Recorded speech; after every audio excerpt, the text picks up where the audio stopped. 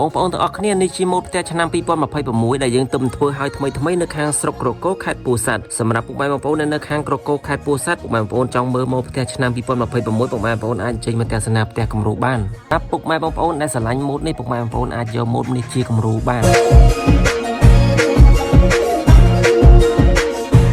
ផ្ទះនេះមានទំហំ9 x 12 ម៉ែត្រមានបន្ទប់គេង3បន្ទប់ទឹក1ចក្រានបាយ1ទទួលភ្ញៀវ1រៀនហាខាងមុខ1សម្ភារៈផ្ដល់ជូនដូចនៅក្នុងរូបភាពវីដេអូទាំងអស់បរិវេណទទួលភ្ញៀវគឺធំទូលាយមែនទែនគឺមាន2ផ្នែកបាទ2ផ្នែកជាប់នៅមុខទ្វារធំហើយនិងផ្នែក